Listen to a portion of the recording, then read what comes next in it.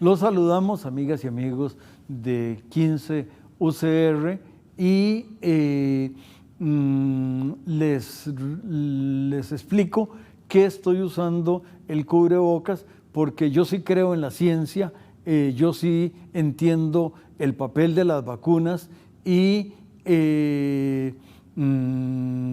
me voy a retirar el cubrebocas porque mis compañeros están a más de 1,5 metros de distancia, pero en el autobús en que yo venía de la U, que venía a grabar, se exige, aunque las autoridades de la República no lo hagan, la presencia del cubrebocas, y volvemos a celebrar en Economía y Sociedad la presencia de Evelyn Villarreal, quien fue compañera en una serie de tareas previas y ha estado conversando en algunos de los estados de la justicia previos, y ahora el país tiene una nueva visión del estado de la justicia. Cuéntenos, por favor, doña Evelyn, de los puntos salientes de este último estado de la justicia. Y si no se llama estado de la justicia, corríjame de una vez en su texto. Sí, se llama Estado de la Justicia. Un gran saludo a don Juan Rafael y a toda la audiencia del programa Economía y Sociedad. Como siempre, es un gran gusto poder compartir con ustedes los hallazgos de un nuevo estudio elaborado desde el programa Estado de la Nación. Esta es una de las líneas de investigación del programa. De hecho, es la línea de investigación más nueva, a pesar de que ya tiene 10 años, pero fue como la última inclusión que se hizo, además del Estado de la Nación, que es el más conocido, el Estado de la Región, el Estado de la Educación, el de Ciencia y Tecnología, y ahora esta línea de investigación del Estado de la Justicia, que se encarga de hacer una valoración del Poder Judicial, del desempeño del Poder Judicial. Es un mecanismo de rendición de cuentas de la institución, que además tengo que señalar que es realizado de forma conjunta, ¿verdad? Esto es gracias a un convenio que tiene el programa Estado de la Nación con el Poder Judicial, que le permite realizar estas valoraciones y tener acceso a la información de esta institución, y además a la participación de muchos de sus funcionarios y funcionarias en la elaboración del informe. Tal vez, bueno, para empezar diría que este informe se hizo en una coyuntura bien especial, porque fue la coyuntura de la pandemia, ¿verdad? Así que damos cuenta de un periodo del año 2019 al 2021 caracterizado por una confluencia de crisis, ¿verdad? O sea, se nos juntaron varias crisis juntas, de las cuales el Poder Judicial pues también tuvo sus consecuencias. Primero, la crisis fiscal, ¿verdad?, que hizo que presionó muchísimo los recursos de las instituciones públicas.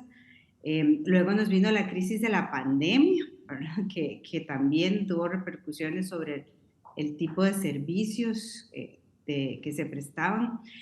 También hay una crisis institucional más relacionada con tensiones internas dentro del Poder Judicial, una división muy marcada de la Corte Suprema de Justicia, y un fenómeno muy peligroso de deslegitimización, de legitimidad del Poder Judicial, que se caracteriza sobre todo porque la ciudadanía cada vez confía menos en el Poder Judicial.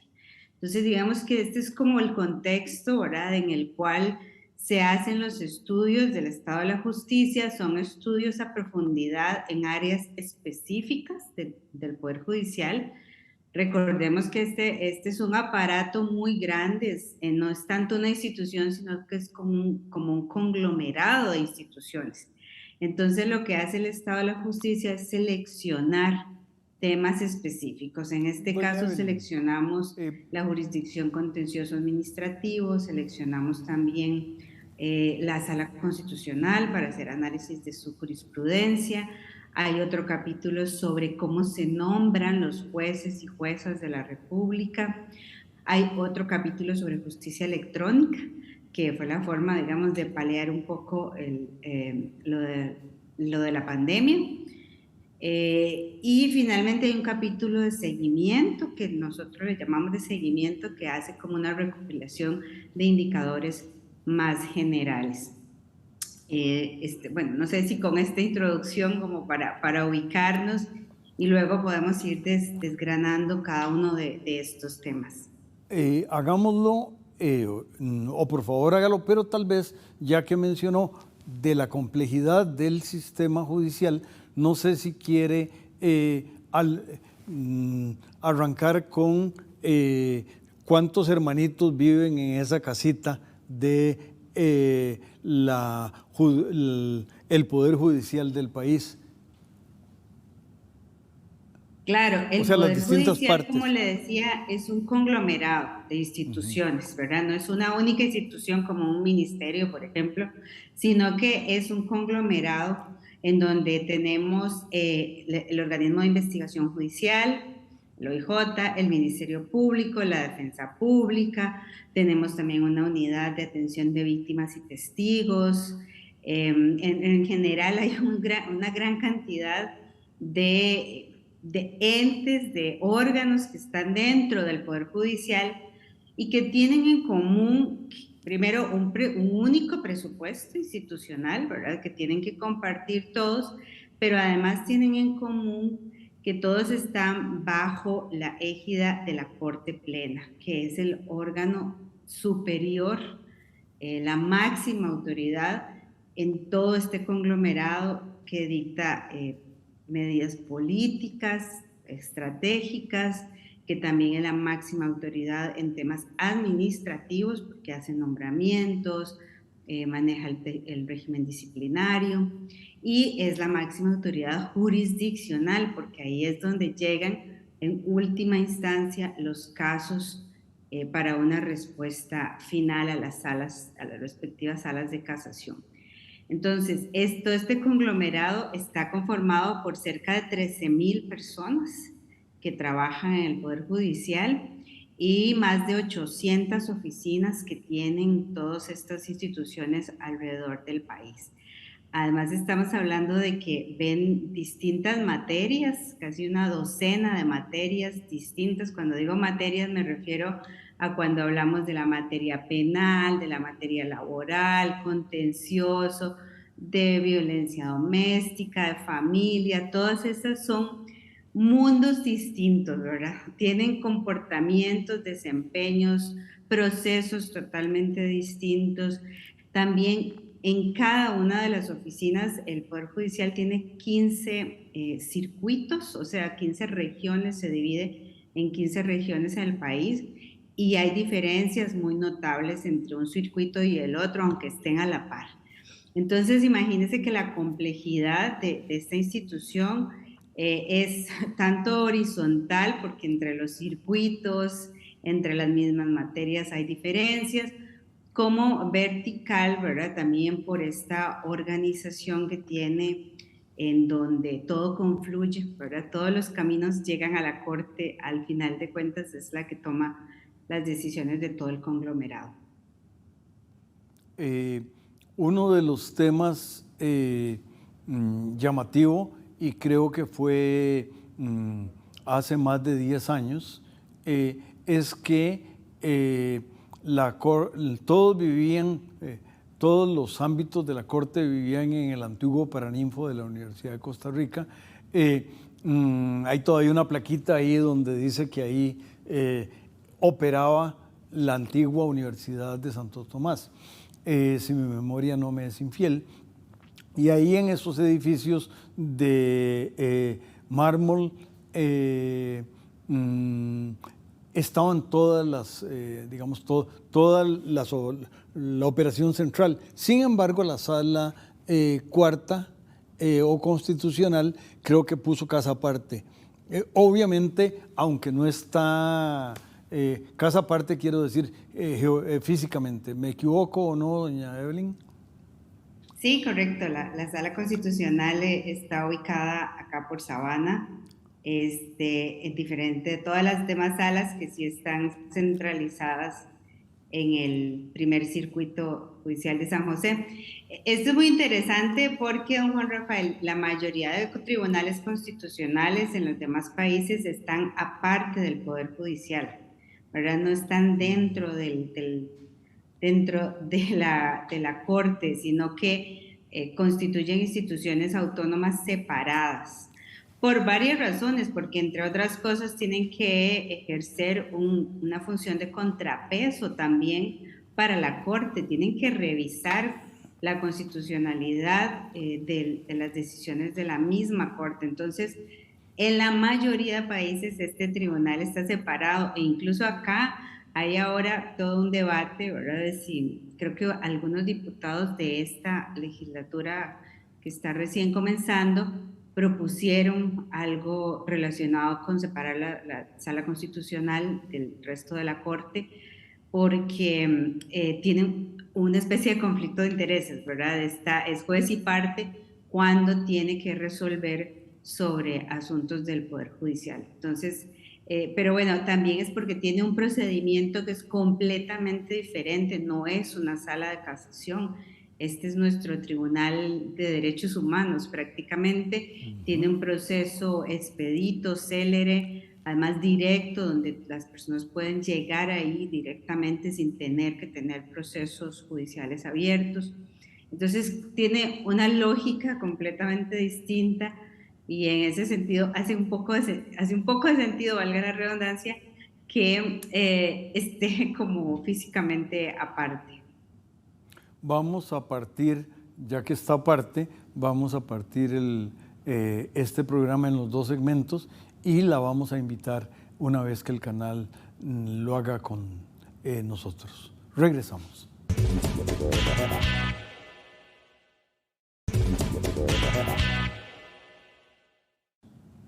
Continuamos, amigas y amigos, conversando, ilustrándonos del conocimiento de doña Evelyn Villarreal, quien hace tiempo no teníamos por Economía y Sociedad, lo cual es falencia mía. Vean ustedes lo claro que plantea las cosas y lo importante que es las cosas que ella plantea. Cuéntenos entonces ahora de la estructura de este informe, por favor.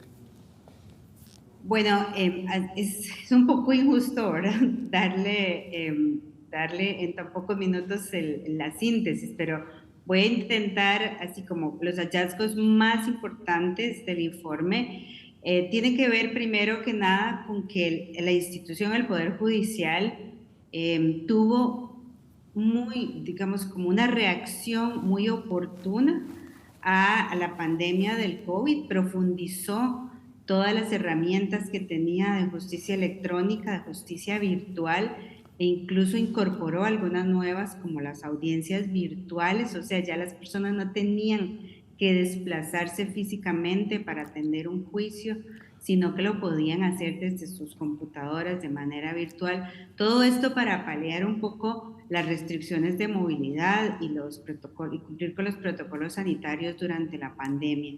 Esto fue muy exitoso, como le digo, pero tuvo un costo que fue la concentración de funciones administrativas en la Corte Suprema, que fue la que lideró toda la respuesta durante estas crisis, y eso significó que aumentara el número de funciones y de decisiones que toman de manera administrativa. ¿Y por qué esto es malo? ¿Por qué que los magistrados y magistradas estén administrando tiene, digamos, o se señala de manera muy importante en el informe? Porque es que además los magistrados, además de administrar, tienen como función principal la jurisdiccional. ¿verdad? Que es estar resolviendo en sus salas. Y cuando se les carga más la función administrativa, esto lo hacen en detrimento de su trabajo en las salas y también de su trabajo como líderes estratégicos de la Corte, ¿verdad? Como de estar viendo más los temas de independencia judicial, de la productividad, de la eficiencia del conglomerado, y en vez de eso se dedican a temas muy de microgerencia. El otro hallazgo muy importante es que se hizo una revisión de varias reformas legales que ha tenido la Corte, porque no es que el Poder Judicial se ha quedado brazos cruzados, ha tenido varias modificaciones muy importantes en procesos especiales, y estas reformas, lo que concluye el Estado de la Justicia, es que tienen un techo muy, digamos, muy enfocado en la parte de gestión y de administración. La reforma legal como tal tiene grandes objetivos, ¿verdad? Son en general muy ambiciosas en cuanto a cambios, pero topan con la realidad institucional de recursos muy comprometidos y también de una forma de gestión muy vertical y muy poco flexible. Entonces, estas reformas, aunque fueron muy ambiciosas, no han logrado los resultados que se esperaban. Y ahí después el informe termina, digamos, para tratar de terminar en una forma propositiva y positiva también, haciendo uso de la ciencia de datos y de herramientas de inteligencia artificial para poder analizar jurisprudencia. En este caso nosotros lo hicimos de la Sala Constitucional, pero se puede aplicar esta tecnología a cualquier sala, a cualquier jurisprudencia, y tiene un enorme potencial para mejorar y para hacer muchísimo más rápidos procedimientos administrativos, ¿verdad? Entonces tiene un potencial enorme hacia adentro para mejorar la gestión, pero también hacia el usuario para que pueda analizar los resultados de las distintas salas y pueda plantear mejor sus propuestas. Este es como el gran repaso así como a 10.000 metros, ¿verdad?, de altura del estado de la justicia y de sus principales estudios. En el capítulo 7 ustedes no solo se refieren en específico, porque como usted ya lo dijo, el COVID estuvo presente o la pandemia estuvo presente en la mayor parte del periodo cubierto, pero ahí se refieren a ese tema y en específico me gustó un cuadrito que luego está desarrollado en el texto donde ustedes focalizan en una dama que presta servicios, es una abogada que presta servicios en el sistema y entonces durante la pandemia estuvo permanentemente conectada y tienen un caballero que trabaja en otra cosa y que además tenía un juicio de divorcio pendiente y entonces súper, pero Enrique, le dan, si me permite, un rostro humano o dos rostros humanos, me parece que fue un acierto. ¿Qué más le pareció a usted de ese? Le iba a preguntar... Es una metodología, don Juan Rafael, que se llama experiencia de usuario.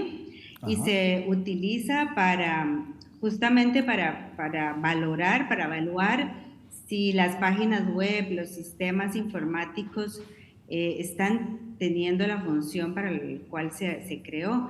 Esta metodología, digamos, ya existía. Lo que hicimos, y tal vez la novedad aquí, porque no se había hecho nunca, es aplicarle esta metodología de experiencia de usuario a los usuarios que usan el sistema de gestión en línea del Poder Judicial, que durante la pandemia, como usted puede imaginarse, creció exponencialmente el uso de este sistema. Incluso tenemos datos ahí que hubo hasta 5 millones de notificaciones en línea durante estos años. Entonces, lo que quisimos ver ahí es, bueno, los usuarios, estos dos perfiles que usted señala son perfiles prototipos, ¿verdad? No es que en realidad existan, sino que se hace como un prototipado de los usuarios que se entrevistaron y ellos dicen cómo les fue, cuál fue, digamos, qué sintieron cuando entraron al sistema de gestión en línea, qué les gustó, qué no les gustó. Señalan lo que se llama en esta metodología los puntos de dolor, aquellos, digamos, interacciones con el sistema en donde ellos se frustraron, se sentían mal, no sabían qué hacer. Y esta metodología generó una serie de recomendaciones también de especialistas en sistemas informáticos para que el sistema de gestión pueda ir perfeccionándose, porque estos sistemas son así, ¿verdad? Es una característica que hay que seguir mejorándolos y revisando, tener esa retroalimentación de los usuarios y seguir perfeccionándolo. Pero fue muy rico en general, hubo una valoración muy positiva del sistema de gestión en línea, la gente estaba en lo general contenta y tenían algunas recomendaciones específicas para mejorar esa experiencia y sobre todo para hacerlo más masivo, ¿verdad? Y más amplio, que sería lo que sigue ahora, ¿verdad? No echarnos para atrás con los avances que ya se han hecho en justicia electrónica. Me da la impresión de que, aunque voy a mencionar una institución que se sale del ámbito, que es la SUTEL, que debió haber, el exministro Jenkins alguna vez dijo que debía haber fibra electrónica en todo el país, de Punta Urica al río San Juan, y etcétera. Me parece que si eso hubiera estado presente, sobre todo aquellas personas que tienen menos alfabetismo en los temas de computadoras, teléfonos electrónicos, teléfonos celulares y etcétera. La gente menos empoderada del sistema hubiera tenido unos accesos importantes. Se llenó de alguna manera por lo que escribieron ustedes, que pude leer, pero hubiera sido muy bonito que el ministro Jenkins, al momento de su renuncia, hubiera convencido a SUTEL de hacer la tarea de, como arañita, tejer todo el país de fibra electrónica, fibra óptica. Claro, ahí hay que tener mucho cuidado porque cuando se virtualizan los servicios públicos, cualquiera que sea, pero bueno, en este caso todavía es más sensible porque estamos hablando del acceso a la justicia, ¿verdad? Y las poblaciones más vulnerables que requieren más acceso a la justicia son las que suelen estar todavía en esa brecha digital a la que no le llega, no se va a conectar a una audiencia por computadora. Entonces hay que tener mucho cuidado y hay una recomendación, de hecho, del informe para el Poder Judicial de monitorear muchísimo más de cerca cuál es el alcance de estas herramientas y si se está dejando alguna población atrás o si se le está dificultando a alguien más el acceso a la justicia por estas modalidades virtuales.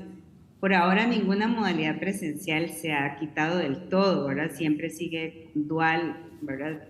Puede ir personalmente o puede hacerlo virtual, entonces, pero sí, si se va a profundizar esto, hay que tener muchísimo cuidado con cómo se va a solventar la brecha digital para algunas poblaciones vulnerables. Sí, hay un tema, y no tengo que ilustrarlo, el nivel de canosidad de mi barba lo sugiere. Yo soy un anciano y hay cosas con las que uno tiene problemas. En la escuela de economía yo cada vez que tengo que firmar digitalmente un documento, tengo que consultar, y yo soy anciano como soy, tengo accesos, y además mis jefes de la escuela de economía me tratan con cariño inmerecido, pero Hay otros ancianos en este país que no tendrían esos accesos y me parece que en ese sentido lo que usted dice viene como anillo al dedo, a todos los dedos.